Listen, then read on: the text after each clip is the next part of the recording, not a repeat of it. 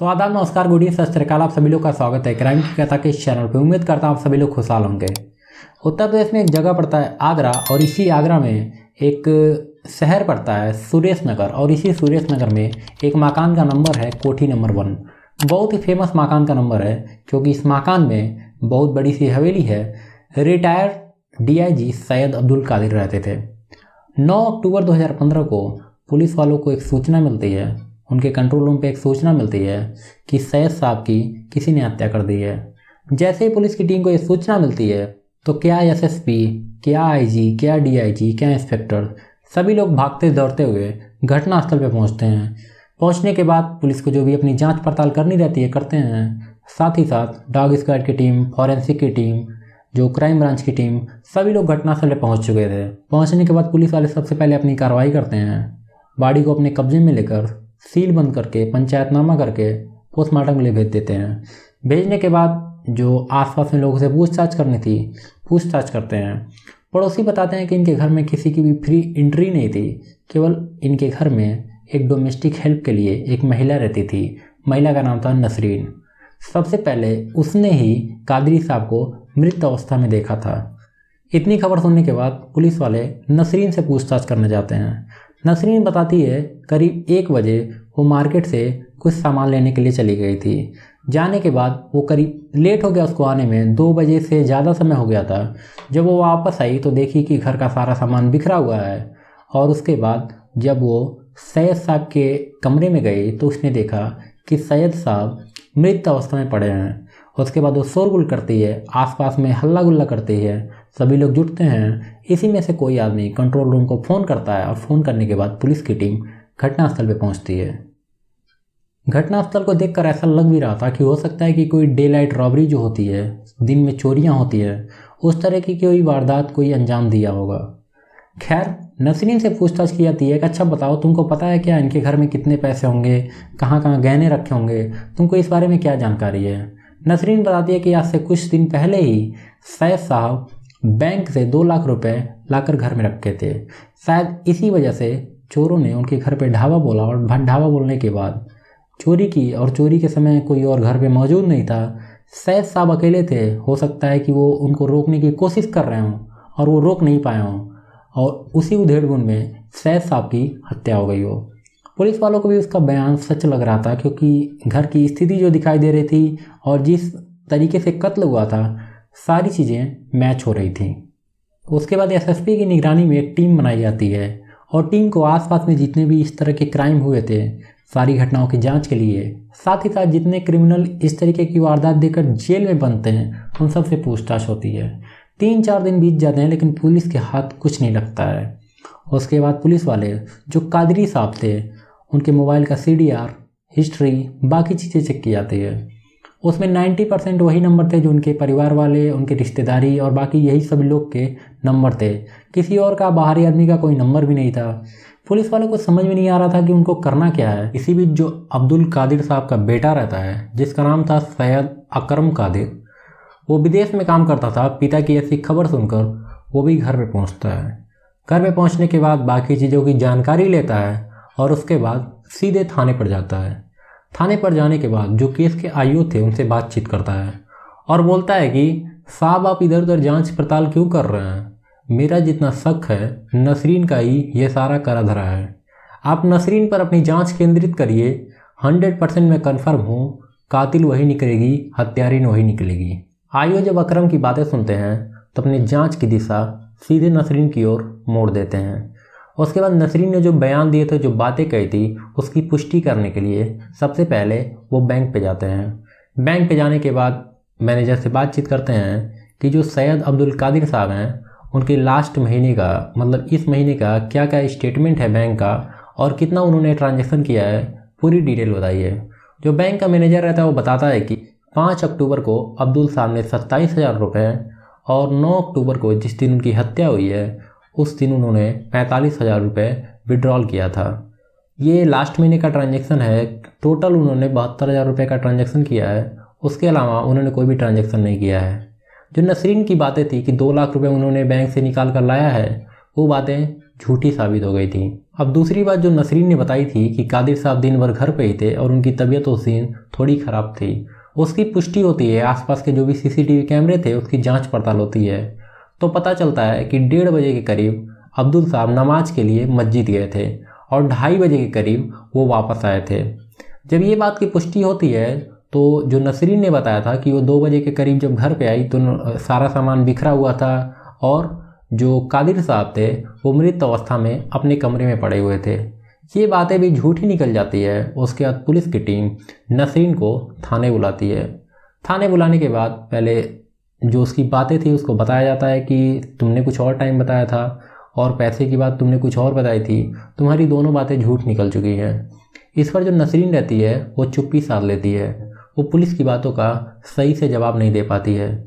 उसके बाद पुलिस वाले उसका बढ़िया से श्रेणीबद्ध तरीके से पूछताछ करते हैं। जब श्रेणीबद्ध तरीके से पूछताछ होती है, बढ़िया से पूछताछ के बाद नसरीन अपना मुंह खोलती है और एक ऐसी घटना का खुलासा करती है जिसे सुनने के बाद सभी लोग के होश उड़ गए थे। नसरीन बताती है कि 7 साल पहले इनकी पत्नी की मौत हो गई थी। पत्नी की मौत हो जाने के बाद कादिर साहब घर में अकेले रहते थे और इनका बेटा फॉरेन में नौकरी करता था। घर में अकेले रहने के दौरान कादिर साहब ने मुझे काम के लिए रख लिया, जो एक नौकरानी के तौर पे मुझे काम के लिए रख लिया। हुआ ये कि मुझे काम की ज़रूरत थी और एक आदमी ने मुझे बताया कि कादिर साहब के यहाँ चले जाओ, तुमको काम मिल जाएगा। मैं वहाँ पे गई और बोली कि कम पैसे में भी आपके यहाँ काम कर लूँगी। कादिर साहब ने मेरी स्टार्टिंग सैलरी 1000 रुपये लगाई और मैंने ये भी कादिर साहब से कहा कि मुझे एक आसरा भी चाहिए, मेरे पास छप्पर नहीं है, मेरे पास मकान नहीं है। कादिर साहब अपने घर का, उनका बड़ा सा हवेली था, बड़ा सा घर था, एक मकान के एक साइड में एक कमरा दे देते हैं और बोलते हैं तुम यहीं पे रहना और घर का जो भी काम है तुमको करना पड़ेगा। मैं खुशी खुशी तैयार हो जाती हूँ, सब कुछ ठीक ठाक रहता है। लेकिन 4 महीने जैसे ही बीतते हैं कादिर साहब मेरी सैलरी 2500 कर देते हैं। मैं बहुत खुश होती हूँ क्योंकि मैं काम के साथ साथ कादिर साहब को एक्स्ट्रा सर्विस भी देती थी। आप समझ सकते हैं बुढ़ापे का जो इश्क होता है, बुढ़ापे का जो प्यार होता है, वो क्या सर्विस देती होगी और क्या चीज़ें करती होगी, क्योंकि नसरीन की उम्र बहुत कम थी और कादिर साहब की उम्र बहुत ज़्यादा थी। खैर ये सिलसिला चलता रहता है, सब कुछ ठीक ठाक था। नसरीन को काम करते हुए अब 3 साल हो गए थे, लेकिन कादिर साहब के जो रिश्तेदार थे जो घर पे कभी आते थे उनके, वो हमेशा नसरीन के बारे में कि वो उन लोगों के साथ दुर्व्यवहार करती है, उन लोगों के साथ सही से बर्ताव नहीं करती है। जब भी हम लोग घर पे आते हैं तो ये बोलती है कि आप आ गए हैं, अब कब जाएंगे वापस। हम लोग को शुगर रहता है तो जानबूझ के उसमें चीनी डाल के चाय दे देती है। जिसको थोड़ा तेल मसाला कम खाने का रहता है उसको ज़्यादा थोड़ा तेल मसाला करके दे देती है। 3-4 साल में ही नसरीन अपना रंग दिखाना शुरू कर देती है। लेकिन रिश्तेदार जब भी शिकायत करते थे कादिर साहब उनकी बातों का ध्यान ही नहीं देते थे, वो ये सुने और वो निकाल दिए, ऐसा ही करते थे।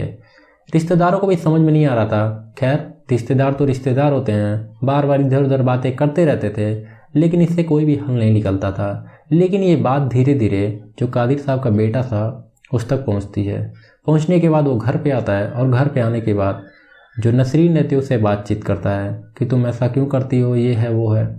वो नसरीन बोलती है कि मैं ऐसा कुछ भी नहीं करती हूँ, सारा आपके रिश्तेदारों का करा धरा है, मैं केवल कादरी साहब की सेवा करती हूँ और सब कुछ ठीक ठाक है। लेकिन जब उनका बेटा जो अकरम रहता है वो वहाँ से वापस चल जाता है अपनी नौकरी पे, तो नसरीन रहती है वो कादिर साहब से बात करती है और बोलती है कि आपका बेटा बड़ा बदतमीज़ है, वो मेरे से बड़ी बुरी बुरी बातें करता है और बोलता है कि अब तुम कहाँ पे सोती हो, अब तुम क्या कादिर साहब के पास ही सोती हो या कहीं और सोती हो, कादिर साहब को इस साल कहाँ कहाँ घुमाने ले गई थी। इस तरीके की बातें कादिर साहब को बताती है। मतलब इधर का बात उधर करना, उल्टा सीधा बोलकर बाप और बेटे के बीच में झगड़ा लगाना। बाप कुछ और बोलता था, बेटे को उल्टा कुछ और बोलती थी, बेटा कुछ और बोलता था, बाप को घुमा फिरा के कुछ और बताती थी। खैर सब कुछ ठीक ठाक था, समय चल रहा था। लेकिन इसी बीच होता ये है, कादिर साहब के मकान में जो बड़ी सी हवेली थी उसमें एक किराएदार रहा करता था। 2 कमरे का उन लोग को मतलब रूम दिया गया था, उसमें वो किराए के तौर पे रहते थे। जो मकान का किराएदार था वो कादिर साहब की बहुत देखभाल करता था। मतलब कोई भी काम है जैसे इलेक्ट्रिक बिल जमा करना, टैक्स का काम करना, बैंक का कोई काम है उनको साथ ले जाना, कभी हॉस्पिटल ले जाना हुआ, सारा काम वो किया करता था। लेकिन नसरीन ने उसकी इतनी बुराई कादिर साहब से की कि वो मेरे साथ छेड़खानी करता है, मेरे साथ बदतमीजी करता है, कभी ये करता है कभी वो करता है। इतनी कादिर साहब की उसने कान भरी कि गुस्से में आकर कादिर साहब ने उसके परिवार को वहाँ से निकाल दिया और बोला कि तुम लोग यहाँ से निकल जाओ। निकलने के बाद दूसरे तीसरे दिन ही जो नसरीन थी अपनी बहन और उसके पति को और उसके पूरे परिवार वालों को, मतलब 5 लोग का उसका पूरा परिवार था, उसको उसी कमरे में ला के टिका दी। वो लोग वहाँ पे रहने लगे। अब आप सोचिए कि कादिर साहब अकेले खाने वाले और ये लोग नसरीन और नसरीन के बहन के परिवार के 5 लोग, मतलब कुल मिला जुला के 6 लोग ये और कादिर साहब एक, मतलब 7 लोग का रोज नाश्ता बनता था, खाना बनता था। और कादिर साहब ये सारी चीज़ें क्यों झेल रहे थे आप समझ सकते हैं। क्या मतलब था कादिर साहब से नसरीन के साथ आप ये भी समझ सकते हैं। खैर सब कुछ ठीक ठाक था, लेकिन जब 2014 का ईद का पर्व आता है तो जितने भी रिश्तेदार थे और उनका बेटा भी फ़ॉरेन से आया हुआ था, सब लोग बातचीत करते हैं और कादिर साहब को समझाते हैं कि साहब आप इसको इतना झेलते क्यों हैं, किसी और नौकर को पकड़ लीजिए, किसी और नौकरानी को पकड़ लीजिए, वो कम पैसे में इससे ज़्यादा काम करेगा, वो आपकी देखभाल भी करेगा और जो रिश्तेदार हैं और बाकी लोग हैं उनके साथ बदतमीजी भी नहीं करेगा। कादिर साहब को भी थोड़ा सा समझ में आता है, हालांकि वो बीएसएफ के रिटायर्ड डीआईजी थे, उनको इतनी समझ थी, ऐसा कोई बात नहीं है, लेकिन वो किस उधेड़-बुन में जुटे हुए थे ये उनको शायद समझ में नहीं आ रहा था। जब सभी लोग उनको समझाते हैं कादिर साहब को कि ऐसा करिए, इसको निकाल दीजिए, उसके बाद ईद के बाद से ही कादिर साहब बार बार नसरीन को टोकना शुरू कर देते हैं और साथ ही साथ जो कादिर साहब का बेटा था अकरम, वो भी नसरीन को टोकना शुरू कर देता है। बोलता है कि अपना हिसाब कर लो और तुम यहाँ से निकल जाओ, हम दूसरे को काम पे रखने वाले हैं। जब नसरीन ये सारी बातें सुनती है तो वो परेशान होने लगती है। वो सोचती है कि इतना बड़ा आसरा उसको मिला था, वो जिस घर की मालकिन समझ रही थी, अब उस घर से वो बेदखल हो जाएगी। इस तरफ जो उसका बेटा था, कादिर साहब का बेटा, वो बार बार नसरीन को फ़ोन करता था और फ़ोन करने के बाद उसको धमकाता था और बोलता था तुम यहाँ से निकल जाओ। जब अंत तक वो निकलने वाली नहीं थी तो 8 अक्टूबर 2015 को जो कादिर साहब का बेटा था वो फ़ोन करता है और बोलता है कि कल से जो इसके कमरे की लाइट है और बाकी चीज़ें हैं वो सारी चीज़ें मैं बंद करवाने वाला हूँ। मैं एक आदमी को भेजूँगा और वो सारी चीज़ें बंद कर देगा। साथ ही साथ पूरे घर में सीसीटीवी कैमरे लगाए जाएंगे ताकि मैं सब कुछ जो भी घर में हो रहा है सारा जानकारी मुझे यहीं पर मोबाइल पे मिल सके। नसरीन जब ये बातें सुनती है तो फिर कादिर साहब से बातचीत करती है। पता नहीं क्या ऐसी बातें बोलती है कादिर साहब को कि कादिर साहब जो कैमरा लगाने वाला घर पे आया हुआ था उसको मना करते हैं और बोलते हैं कि अभी कैमरा हमारे घर पे नहीं लगेगा, तुम यहाँ से निकल जाओ। और दूसरे दिन ही 8 अक्टूबर को ये बात हुई थी और 9 अक्टूबर को ही कादिर साहब की हत्या हो जाती है।